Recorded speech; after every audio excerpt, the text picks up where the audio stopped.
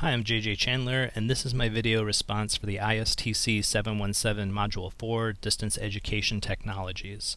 So the technology I chose from the list was Ning.com, and basically Ning.com is a community building site. It has several features to support community building, including blogs and forums for communication. You can upload images and videos. It already has lots of social media integration, and the part that I liked was the support for mobile devices, so tablets and smartphones.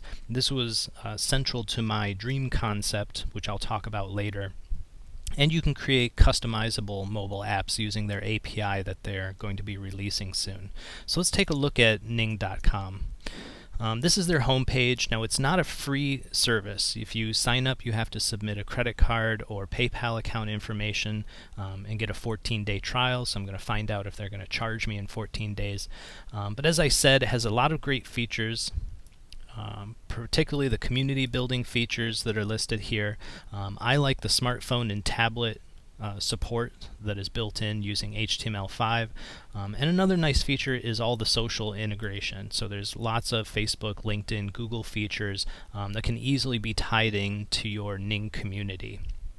As far as pricing goes, for $25 a month you can have 1,000 members. If that's not enough, for $50 a month you can have 10,000 members. So I think that's a pretty reasonable price point for the K-12 system if they wanted to utilize Ning within their schools. As far as what Ning looks like, this is a community that I created. I just called it ISTC 717. These are the default pages that are created, and I created a custom social page. So the home page is basically a summary of all the activity within the community. This is just activity I've been doing in exploring Ning. Your My page will show your personal activity within the community. There's a blog that anyone in the community can respond to. A photo gallery where people can upload images. I uploaded the obligatory cute kitten picture from the internet.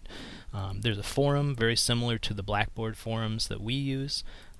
The feature set within here is a little bit simpler, but I believe that's just to maintain support for tablet and smartphone integration. So you don't have as many options for posting as we do on Blackboard, but I think it's sufficient.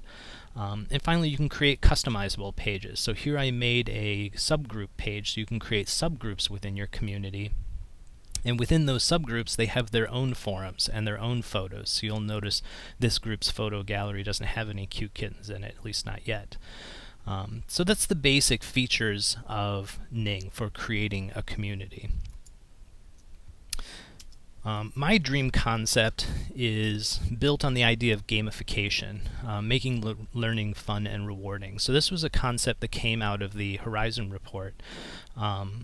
And now I linked to the higher ed version of the Horizon report because it had more on gamification. The K-12 version, while it mentioned gamification in the table of contents, it didn't really talk about it much in the summary. So if you want more about gamification, feel free to follow my reference at the end of this video. But they talked about educational gameplay and the benefits to students being engagement, critical thinking, problem solving, and teamwork, all great things. The SoundCloud audio that we listened to this week also talked about Mozilla badges, which also reminded me of gamification. You know, this is very similar to the rewards or the achievement systems that you see in modern games today. So my game concept is actually built on one that I've seen before online. So if you follow the Jackson blog link in my references, this is where I retrieved these images from. A teacher already put together an in-class sort of role-playing game where you can do what he called quests, like attending a lecture. You can only do it so many times per week or per day or per semester, and then you earn reward for doing these quests. And since it's a role-playing game, you could choose what role you wanted to take within the class, and then as you build up experience, you can cash it in for different benefits. Now, if you want to read all of this, you may want to pause the video, but I'm going to focus on the quirky mage for a second. So some of the abilities that the quirky mage tree would offer you: for 100 experience, you could gain the ability to have the examiner eliminate an incorrect choice from any multiple choice question. Or you could game-deltize grammaticize, I don't know how to say that, for 200 experience, and remove 2 incorrect choices, or pause time and get an extra 5 minutes on a quiz or a test, which I think are pretty nice rewards, and it takes a lot of experience to earn those rewards, so you wouldn't be able to cash it in too frequently, so there's a little bit of game balancing that needs to take place.